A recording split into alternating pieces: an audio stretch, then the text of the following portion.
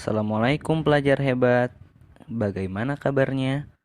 Bapak doakan semoga kalian sehat selalu ya.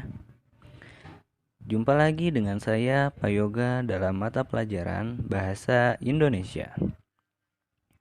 Pelajar hebat, tentu sudah paham kan dengan yang namanya negosiasi? Yaps. Negosiasi ialah sebuah interaksi yang menghasilkan kesepakatan, entah itu jual beli, perjanjian, atau kerjasama. Pada video kali ini, kita akan membahas tentang struktur teks negosiasi.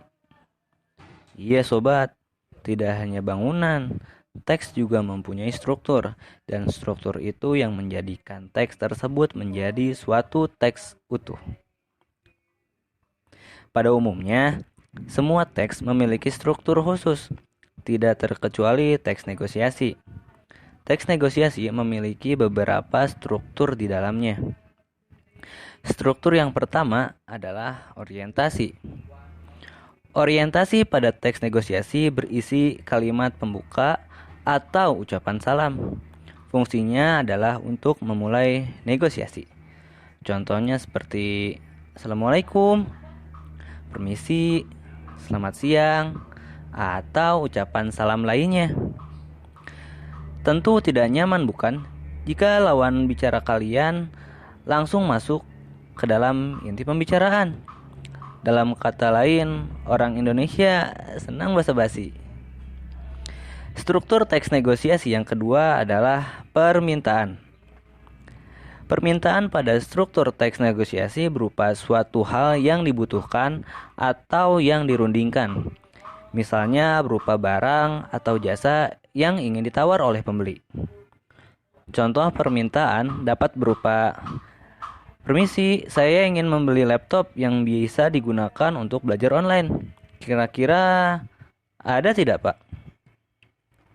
Dalam contoh tersebut dapat dilihat bahwa permintaan yang diajukan berupa meminta sebuah laptop yang bisa digunakan untuk belajar online. Struktur teks negosiasi yang ketiga adalah pemenuhan. Pemenuhan adalah kesanggupan dari suatu pihak atas permintaan pihak lainnya. Misalnya, saat pedagang menyanggupi permintaan dari calon pembelinya. Contoh pemenuhan dapat berupa, oh, laptop untuk belajar online ya? Sebentar, saya cek. Oh, ini ada. Kebetulan ada laptop bekas perusahaan startup. Walaupun bekas, kondisinya masih oke.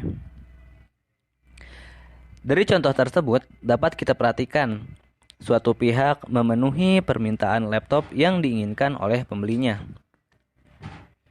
Struktur teks negosiasi yang keempat adalah penawaran. Penawaran disebut juga sebagai puncaknya proses negosiasi. Dalam penawaran, terjadi proses perundingan antara dua pihak sampai menghasilkan kesepakatan. Contoh penawaran dapat berupa, harga laptop ini berapa, Pak? Yang ini 5 juta rupiah, Dek. Oh, barangnya sih oke, Pak. Tapi bisa kurang tidak? Gimana kalau 3.500.000 saja? Wah, maaf deh, belum bisa kalau harganya segitu. Ini spesifikasinya oke punya. Bisa untuk aplikasi online, belajar, main game, edit video, macem-macem deh.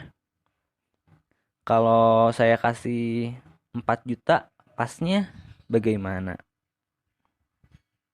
Nah, pelajar hebat. Dalam percakapan tadi, terjadi penawaran yang sengit antara penjual laptop dan pembelinya. Ketegangan sering terjadi pada situasi ini karena kedua pihak sama-sama ingin menang. Struktur teks negosiasi yang kelima adalah pembelian atau persetujuan.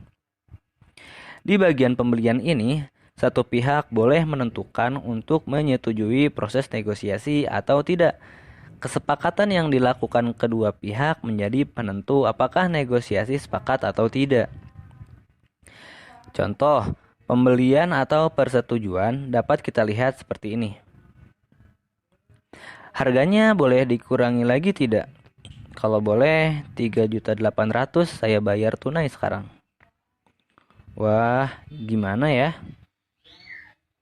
Baiklah, saya setuju. Saya siapkan dulu barangnya ya. Sekalian saya install sistem operasinya. Tunggu sebentar ya. Pembelian atau persetujuan pada contoh tadi dibuktikan dengan kedua pihak yang sepakat setelah harga yang telah ditentukan. Struktur teks negosiasi yang terakhir adalah penutup. Penutup merupakan bagian akhir dalam sebuah teks negosiasi. Penutup dilakukan agar kedua pihak saling menghargai kesepakatan yang diambil. Contoh penutup dapat berupa ucapan terima kasih, semoga bermanfaat, atau ucapan harapan lainnya. Nah, sobat pelajar hebat, itu tadi adalah contoh struktur teks negosiasi. Struktur tersebut harus ada ketika kita menyusun teks negosiasi. Cukup sekian video dari saya. Tetap semangat dan sampai jumpa pada video pembelajaran selanjutnya. Saya Yoga, tetap semangat dan jangan lupa makan.